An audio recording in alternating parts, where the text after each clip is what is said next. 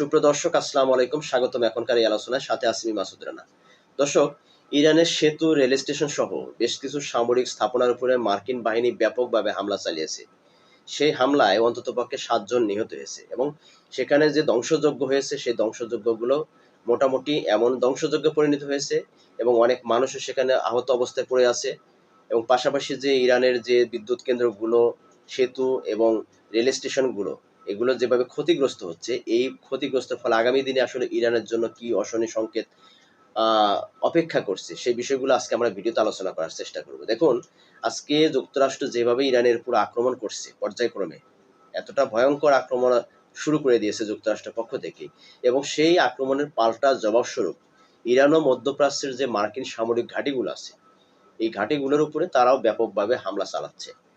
এই যে সম্প্রতি সর্বশেষ যে তথ্য অনুযায়ী, এখানে ইরান আবার নতুন করে সিরিয়ার সাথে সংঘাতে জড়িয়ে যাচ্ছে। মানে ওখানে সিরিয়ার যে সামরিক ঘাঁটি আছে, মার্কিন সামরিক ঘাঁটি আছে, সেই ঘাঁটিকে লক্ষ্য করে ইরান প্রশাসন সেখানে ব্যাপকভাবে তারা হামলা করেছে। সেখানে ড্রোন এবং ক্ষেপণাস্ত্রের হামলার ফলে যে ওই সিরিয়ার উপকূলে যে মার্কিন ঘাঁটি আছে, সেই ঘাঁটিগুলো একবার ধ্বংসযজ্ঞ পরিণত হয়ে গেছে। পাশাপাশি আমরা যেটা সর্বশেষ আরেকটি বিষয় দেখলাম, যেখানে ওমানের যে মার্কিন সামরিক ঘাঁটিতে সেখানে বিমান রাডার সিস্টেম একটি ধ্বংস করছে এবং জাহাজ রাডার সিস্টেম একটা ধ্বংস করে দিয়েছে।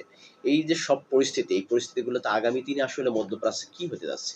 যুক্তরাষ্ট্র যেভাবে আহ, নতুন করে যেভাবে আক্রমণ করছে ইরানের উপরে, ইরানের সেখানে বেশ কিছু ক্ষতিগ্রস্ত, মানে ক্ষতি আমরা লক্ষ্য করতে পারতেছি। পাশাপাশি যে ইরানও যে পাল্টা আক্রমণ যেভাবে করতেছে, এই দুইটি রাষ্ট্রের যে বর্তমান যে অবস্থা, এই অবস্থা আসলে কোথায় গিয়ে থামবে? দর্শক, আসলে এই সমষ্টিগত সমস্ত বিষয়গুলো নিয়ে আজকে ভিডিওতে আমরা বিস্তারিত আলোচনায় যাবো। আসলে এই পরিস্থিতিটা কোত্থেকে শুরু হলো এবং কোথায় গিয়ে থামবে, এই বিষয়টি নিয়ে এখনো অনিশ্চয়তার মধ্যে সবাই রয়েছে। যাই হোক, আমরা ভিডিওতে বিস্তারিত আলোচনা করব। যাবার আগে আপনাদের কাছে রিকোয়েস্ট করবো, যারা চ্যানেলে নতুন, তারা অবশ্যই একটু দয়া করে চ্যানেলটাকে সাবস্ক্রাইব করে পাশে থাকা বেল আইকন চেপে রাখবেন। আর যদি আলোচনা পুরো শোনার পর আপনাদের কাছে ভালো লাগে, যদি গঠনমূলক হয়, তাহলে লাইক দিবেন, শেয়ার করবেন। কথা আমরা বাড়াচ্ছি না, মূল আলোচনায় যাই। দেখুন, লাস্ট যে আমেরিকান হামলা ইরানের উপরে, নতুন করে তারা নতুন কিছু বেসামরিক স্থাপনার উপর হামলা করছে। এটা তাদের পূর্ব ঘোষিত একটা হামলা ঘোষণা ছিল। গত 14 তারিখে যুক্তরাষ্ট্রের প্রেসিডেন্ট ডোনাল্ড ট্রাম্প, তিনি একটি সাংবাদিকদের একটা প্রশ্ন উত্তরে পর্বে সেখানে কিন্তু ইরানকে সতর্ক করেছিল যে আমরা খুব শীঘ্রই ইরানের যে সেতু আছে, বিদ্যুৎ কেন্দ্রগুলো আছে এবং সেখানে রেল স্টেশন আছে, বিমানবন্দর আছে, ইভেন যে আপনার খাদ্য গুদামগুলো আছে, সেগুলোর উপর আমরা খুব ভয়ঙ্করভাবে আক্রমণ করব। কারণ এখানে এই আক্রমণের ঘোষণাটা দেওয়ার কিছুদিন পরে, মানে কিছুদিন না, দুদিন পরেই আমরা দেখলাম যে ইরানের যে সেখানে বিদ্যুৎ কেন্দ্রগুলো আছে সেখানে ব্যাপকভাবে হামলা করছে। এবং রেল স্টেশন, সেতু, আমরা যতটুকু জানি যে বেশ কয়েকটি সেতু তারা ধ্বংস করে দিয়েছে, রেল স্টেশনও ক্ষতিগ্রস্ত করছে। ইভেন পাশাপাশি যে বিমানবন্দরের হামলাগুলো, এটাও কিন্তু যুক্তরাষ্ট্রের প্রেসিডেন্টের কিন্তু ঘোষণা ছিল যে বেসামরিক স্থাপনাগুলোর উপরে তারা ধ্বংসযজ্ঞ চালাবে। আমরা ইতিমধ্যে যতটুকু জানি যে ইরানের বেসামরিক যে কাঠামোগুলো ছিল, বা সরি, সামরিক যে বাহিনীর কাঠামোগুলো ছিল, অবকাঠামোগুলো যে সমস্ত জায়গাগুলো ছিল, সেখানে কিন্তু ইতিমধ্যে কিন্তু আমেরিকা কিন্তু সেখানে ব্যাপকভাবে ধ্বংস করছে, হামলা করেছে, সেখানে বেশ কিছু ক্ষতি হয়েছে এবং সে অনেক সেখানে সৈনিকও নিহত হয়েছে। সর্বশেষ যে হামলা, সেখানেও কিন্তু আমরা দেখলাম যে 7 জন সৈনিক নিহত হয়েছে। এবং এই যে নতুন করে তারা যে রেল স্টেশন এবং বিমানবন্দর, তারপরে আপনার সেতু এবং পাশাপাশি যে বিদ্যুৎ কেন্দ্রগুলো তারা যেভাবে আক্রমণ করতেছে, এই আক্রমণ কিন্তু আসলে আগামী দিনে অবশ্যই ইরানের জন্য একটা অশনি সংকেত। কারণ এখন যুক্তরাষ্ট্র ভালো করে বুঝতে পারছে যে যুক্তরাষ্ট্র ইরানের সাথে সরাসরি যুদ্ধ করে কখনো জিতে আসতে পারবে না, বিজয় হতে পারবে না। তাহলে কি করতে হবে? ইরানকে অর্থনৈতিকভাবে তাদের যে অবকাঠামো আছে, সেই অবকাঠামোগুলো বা স্থাপনাগুলো আছে, এগুলো ধ্বংস করে দিতে পারলে তাদের যে অর্থনৈতিক অবস্থা, এটা অবনতি হবে ধ্বংস হয়ে গেলে। পাশাপাশি যে তাদের খাদ্য গুদামগুলোর যদি আক্রমণ করা যায়, খাদ্য গুদামগুলো ধ্বংস করে দেওয়া যায়, তাহলে সেই দেশের খাদ্য সংকটে একটা সময় দেখা যাবে সে দেশের জনগণ রাষ্ট্রের পক্ষে, রাষ্ট্রের সরকারের বিপক্ষে তারা রাস্তায় নামবে, বিদ্রোহ করবে।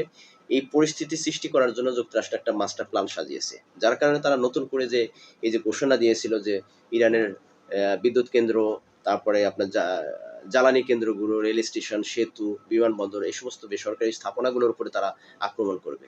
এবং তারই ধারাবাহিকতা আমরা দেখতে পাচ্ছি যে ইরানের বেশ কিছু প্রদেশ, নামকরা কিছু প্রদেশ আছে, বিশেষ করে অত্যন্ত গুরুত্বপূর্ণ কিছু প্রদেশ আছে, সেই প্রদেশগুলোর মধ্যেই তারা ব্যাপকভাবে হামলা চালাচ্ছে। এবং এই যে ইরানের যে বন্দর আব্বাস আছে, এটা একটা অত্যন্ত একটা গুরুত্বপূর্ণ বন্দর এটা দক্ষিণ অঞ্চলে ইরানের। এই বন্দরটাকে ঘিরে যুক্তরাষ্ট্র যতবার আক্রমণ করেছে, ব্যাপকভাবে ভয়ঙ্করভাবে আক্রমণ করছে। ফলাফল আমরা দেখতে পাচ্ছি যে এখানে আসলে অনেকটাই ক্ষতিগ্রস্ত হচ্ছে ইরানের প্রশাসন তথা ইরানের এই সমস্ত বন্দরগুলো এবং এই সমস্ত অঞ্চলগুলো।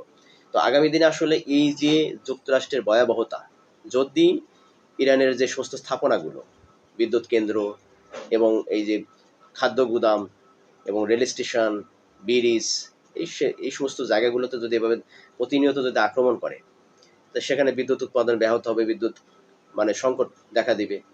আর বিদ্যুৎ সংকট দেখা দিলে তো আসলে যে সমস্ত উৎপাদনমুখী যে প্রতিষ্ঠানগুলো আছে সেগুলো বন্ধ হয়ে যাবে। পাশাপাশি তারা যে খাদ্য গুদামগুলো ধ্বংস করে দিচ্ছে, খাদ্য সংকট দেখা দিলে সেখানেও মানুষের একটা হাহাকার লেগে যেতে পারে।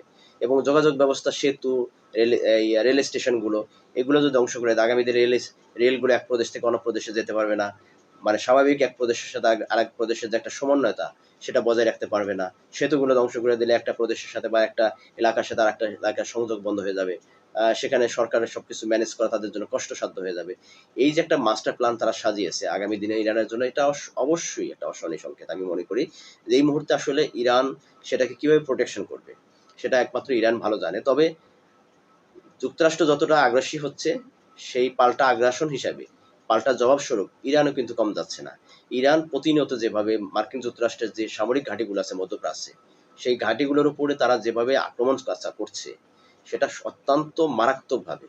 এই যে সম্প্রতি আমাদের সর্বশেষ তথ্য অনুযায়ী যেটা যতটুকু জানি, যে সিরিয়ায় মার্কিন সামরিক ঘাঁটিতে সেখানে ড্রোন এবং ক্ষেপণাস্ত্র হামলা করছে ইরানের পক্ষ থেকে, এবং সেখানে সেই মার্কিন সামরিক ঘাঁটিটা একেবারে মনে করেন যে ধ্বংসযোগ্য পরিণত হয়ে গেছে। তো এই যে নতুন করে আবার সিরিয়ার মার্কিন সামরিক ঘাঁটিতে এই প্রথম কিন্তু তারা ইরান যুদ্ধ চলাকালীন সময় যুক্তরাষ্ট্রের সাথে এরই প্রথম কিন্তু সিরিয়ায় আক্রমণটা করলো, আমি যতটুকু জানি। তবে এই আক্রমণটা নতুন করে আবার সিরিয়ার সাথে সংঘাতে জড়ায় কিনা, এটি নিয়েও অনেক বিশ্লেষক নানান রকমের মতামত প্রকাশ করার চেষ্টা করছে। এবং পাশাপাশি যে আবার ওমানের অবস্থাটা দেখতে পারতেছেন, যে তৃতীয়বারের মতো যখন যুক্তরাষ্ট্র এবং ইরানের মধ্যে যে যুদ্ধ শুরু হয়েছে, এই যুদ্ধের সবচেয়ে বেশি আক্রমণ হয়েছে ওমানে এবং কুয়েতে এবং জর্ডানে।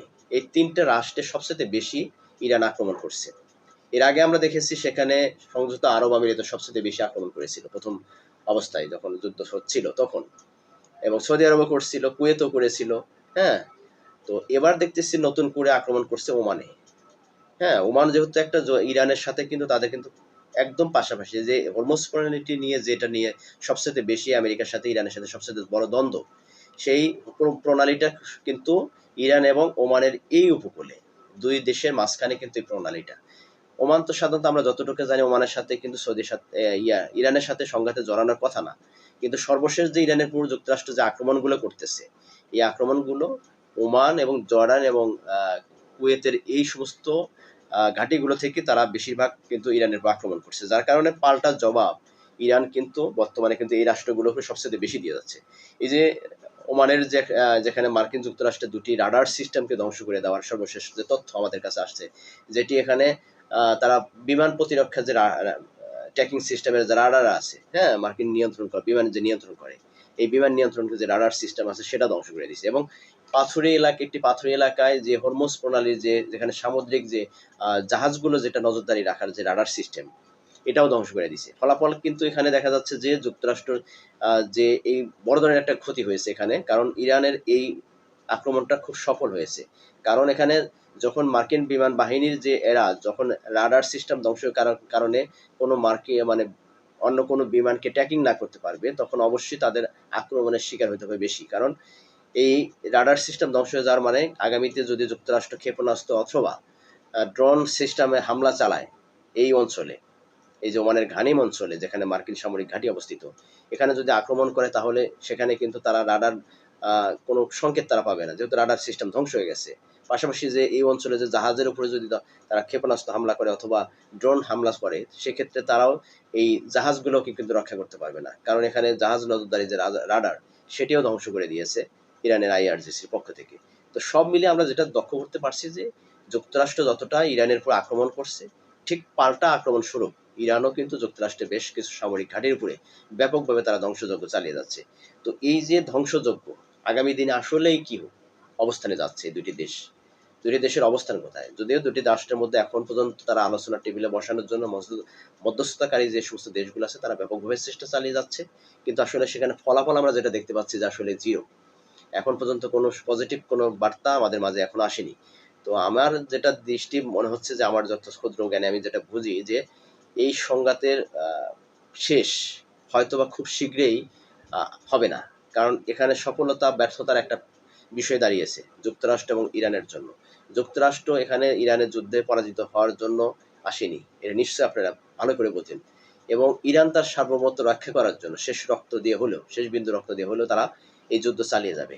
তো ইরান যেখানে মাথা নত করবে না, যুক্তরাষ্ট্র সেখানে এখান থেকে খুবই সহজে ইচ্ছা করলে তারা বের হয়ে যেতে পারবে না। কারণ এখানে বেশ কিছু ব্যাপার আছে যুক্তরাষ্ট্রের। যদি ইরান যুদ্ধ তারা পরাজিত হয়ে ফিরে যায় তাহলে মধ্যপ্রাচ্য থেকে পুরোটাই তাদেরকে সবকিছু গুছিয়ে নিয়ে তাদেরকে চলে যেতে হবে।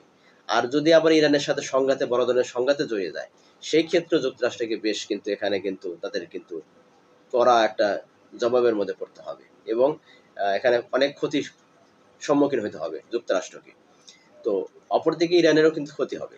ইরান সংঘাতে যখন বড় ধরনের সংঘাতে জড়িয়ে যাবে তখন ইরানের অনেক অবকাঠামো ধ্বংস হবে, খাদ্য সংকটে পড়বে, বিদ্যুৎ সংকটে পড়বে, জ্বালানি সংকটে পড়বে। তারপরে আপনার সেতু, রেল স্টেশন এগুলো ধ্বংস করে দেওয়ার ফলে সে দেশের অর্থনৈতিক অবকাঠামোগুলো ধসে যাবে।